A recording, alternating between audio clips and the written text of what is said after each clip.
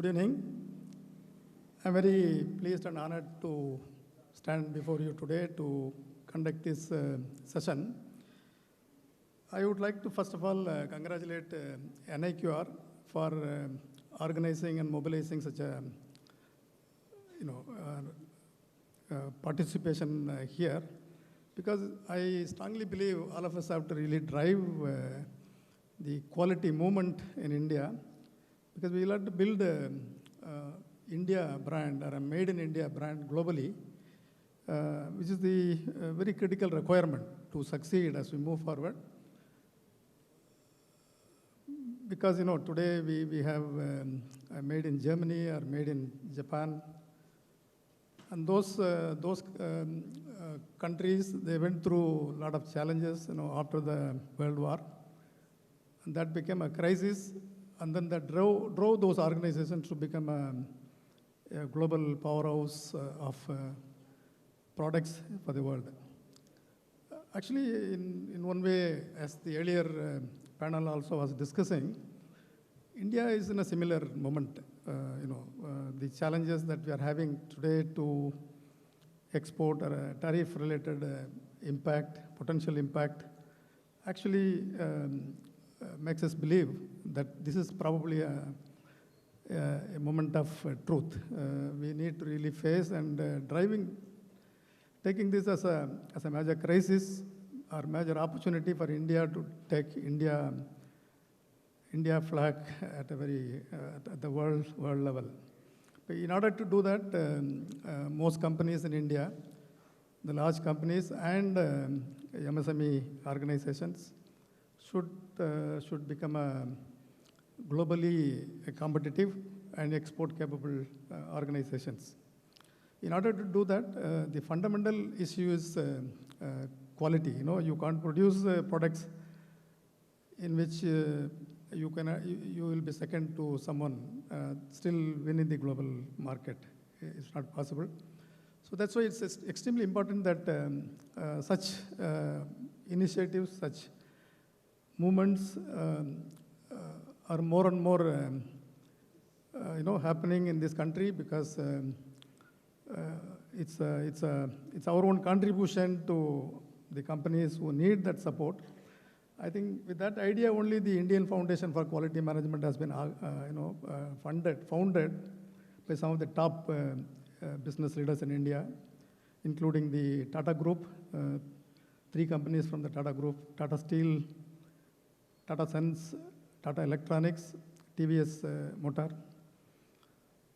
Sun Pharma, Biocon, L&T, Boeing India, Motherson Group, like that. All those companies who have been extremely successful already in India, they have decided that they should contribute to other companies, because it's a not-for-profit organization, essentially with an idea to help other companies to really move up in their standards in terms of quality, in terms of innovation, in terms of excellence.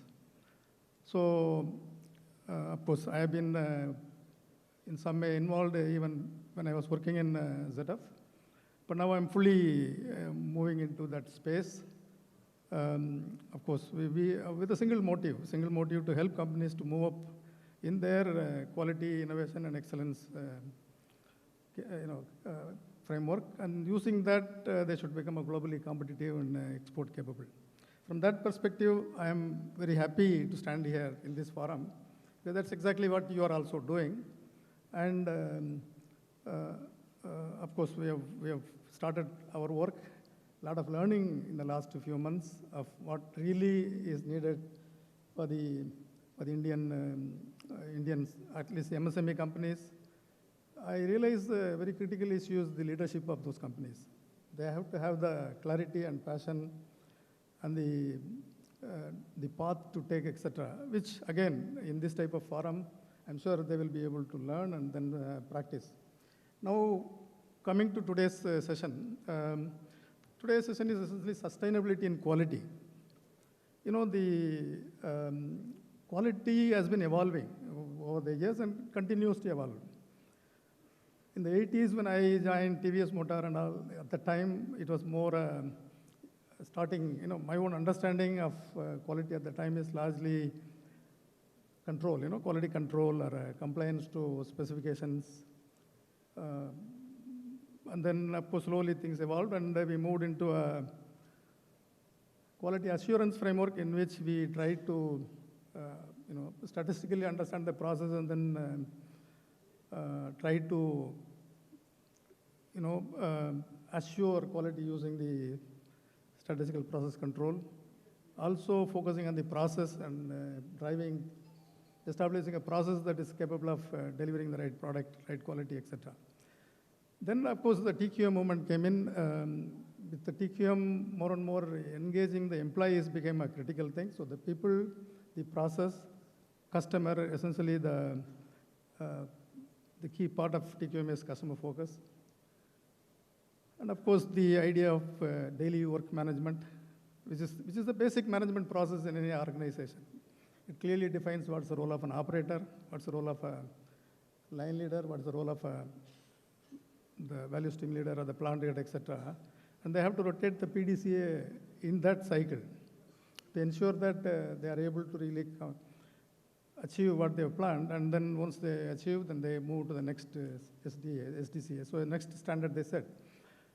So this was a framework from TQM. So, and then of course, mostly up to that point, probably 90s, later part of 90s, main focus was manufacturing, at least in companies like Sundaram Clayton where I worked. And then we started moving towards a product development company.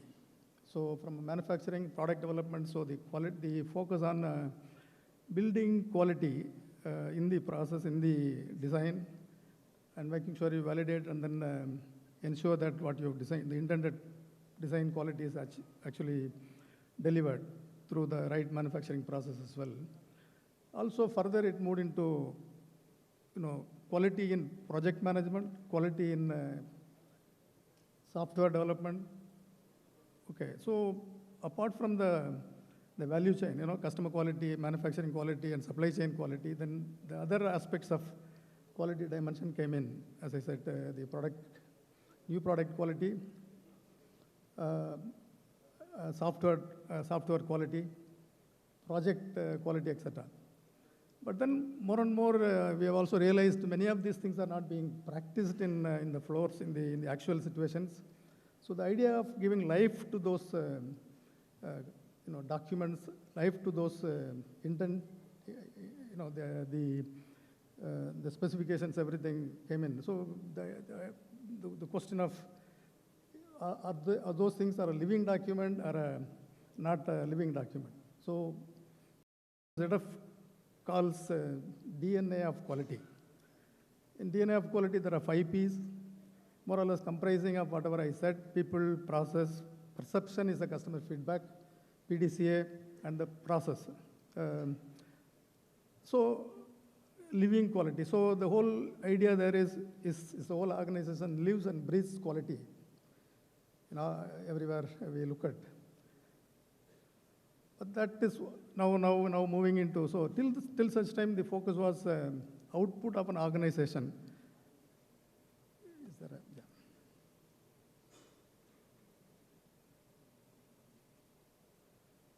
I'll come back to this. So for example, an output of an organization earlier used to be profit. So of course TQM brought in a culture of customer focus. So the important stakeholders used to be the investors and the customer. But then if you see last 10 years, more and more the focus is on the societal aspect, social dimension. That's where you have this ESG and the sustainability part comes in.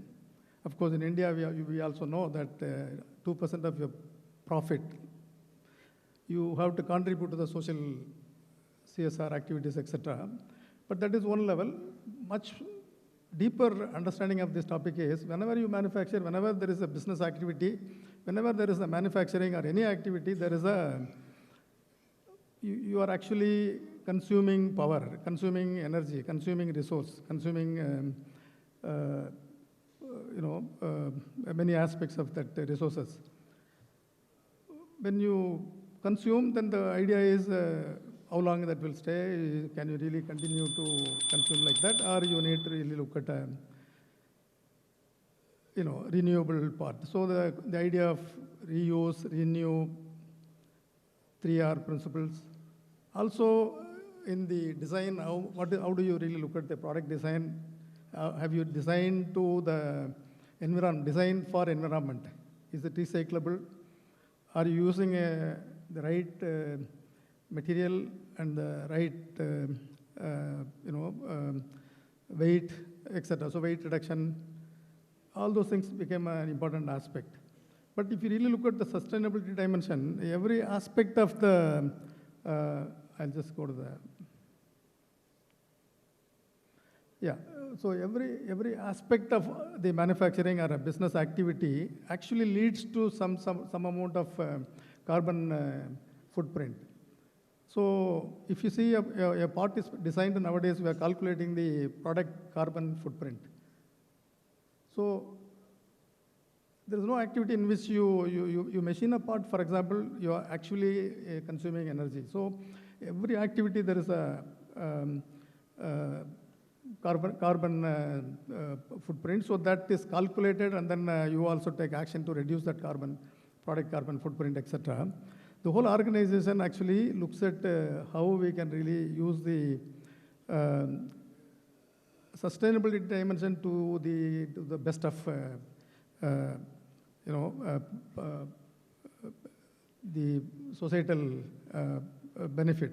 So actually here, that's what I have said here. Traditional quality is largely compliance, efficiency focused, and customer satisfaction. New reality is business is judged by impact on society, environment, and the future generations. Efficiency without sustainability is incomplete quality. I talked about this, actually we have to evolve from an inspection and compliance towards from there to strategic enabler for responsible growth. So we have to bring in responsibility into this. So now people talk about responsible supply chain, responsible management. How do we management of resources? So actually quality should embed quality into every business process, not just the final product. That's what we talked about, the evolution of the quality.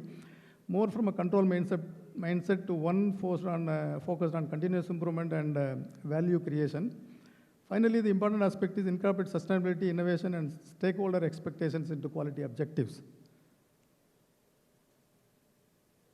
So the quality systems should integrate sustainability into design and process by proactively including sustainability in every design and process design.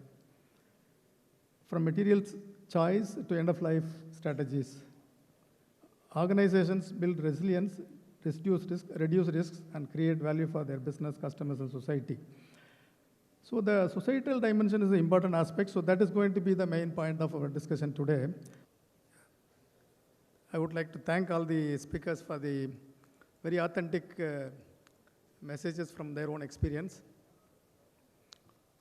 And what comes out, as Mr. Harikrishna said, the vision of the leaders, vision of the visionaries, that drives the success. Of course, ISRO is the best example of everything that they do is in a very frugal innovation. Frugal innovation is one aspect of sustainability. You don't use the same resource what anywhere else is being used. They do it at a very, very low cost. The best example of sustainability. Same way, Mr. Joshi was talking about many examples of how the Tata Group, they focused on the society and, invested on, whichever, he talked about a furnace for a foundry in which how they parallelly contributed on the societal aspects in terms of planting trees, etc. Again, it's a leadership vision of the company. Finally, as Mr. Sundaram spoke, it's the best example of leadership. from where he started, but then today there's a huge opportunity that he not only he himself is getting benefited, but also he sees more people please join. There's a huge opportunity. For example, Boeing from India, they are actually sourcing 10,000 crores per year. So opportunities are huge. But then the question is, how do we seize that opportunity? That is one aspect. The second aspect is, of course, the sustainability dimension is largely how you do the business with minimal impact to the society or the environment. You know, the United Nations have developed sustainable development goals. In the year 2015, they have actually published, and by 2030, you have to achieve certain goals in the sustainable area, 17 goals. I would request that you really spend some time and understand that part. But everything, it's every aspect of the business process or a product, we need to really start looking at from the perspective of sustainability, while we look at the quality, which is anyway, it's a hygiene. And but the critical dimension is the leadership. We are seeing some, of course, I have some experience of visiting some companies in the recent times. Many times I'm seeing the gap in our area is the leadership of those companies, because they need to envision what they want to become. Because, in Tamil, Kannadasan பாட்டு எழுதியிருக்கிறாரு, இந்த மாதிரி வானத்தில் பறப்பதும் பூமியில் நடப்பதும் அவரவர் எண்ணங்களே. So it's purely a matter of what you want to achieve. And that is driven by the leaders, the promoters, the CEOs of those companies, because opportunities are, one side you can see challenges, other side there's a huge opportunity. And as Mr. Sundaram explained, I wish all of you really focus on setting a clear vision and path and try to achieve that those opportunities are encash those opportunities. So with this message, I would like to wish you all the best, and thank you.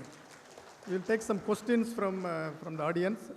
You can, anybody who would like to ask questions, you can go to the mic, you can ask. Thank you. Mr. Sundaram, you are doing a great job. Really, I am proud of. Only thing is, after Dunlop was closed, there is no tire industry producing aircraft tires, including the fighter aircrafts. Since I worked in the government of India, I took some initiatives for developing the tires in the MRF. Successfully, we developed the tire for Sukhoi SU-30, but civilian aircraft still we are importing tires. Similarly, for other aircraft, fighter aircraft, still we are depending on the other tire manufacturers. Why don't we embark on the tires for the fighter aircrafts so that we can be a leader in the world to supply tires to the fighter aircrafts? That's my wishes. Kindly look into that. Thank you. Thank you, sir. Thank you, Dr. Dauman, sir. Sir, I am very, very small man, sir. I am a first generation entrepreneur. Thank you, sir. Thank you, Dr. Daumani, sir. Sir, I am very, very small man, sir. I am a first generation entrepreneur. I am not having a big background, and I am interested to manufacture an aircraft. That is my ambition, sir. Smaller aircraft. Smaller aircraft in the sense, 6-seater, 10-seater, 12-seater aircraft to be manufactured in India, sir. That is my ambition.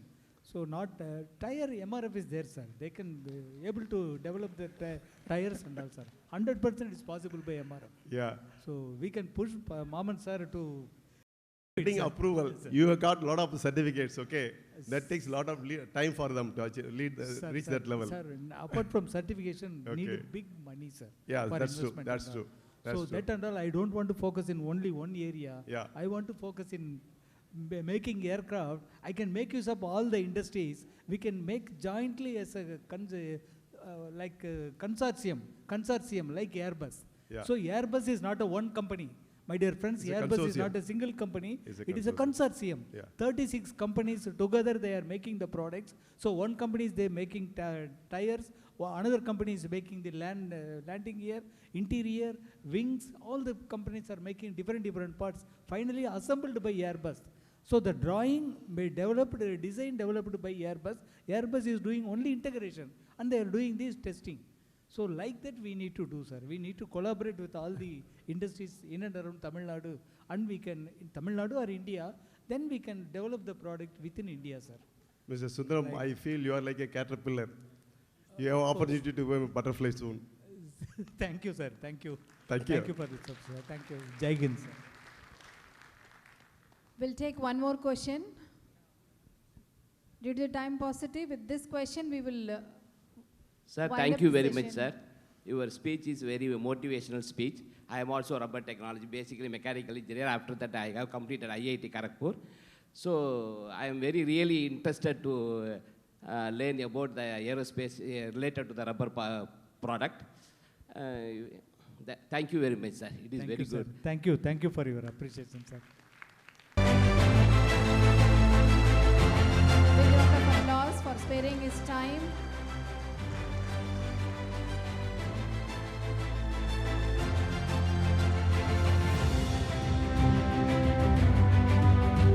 We request PK sir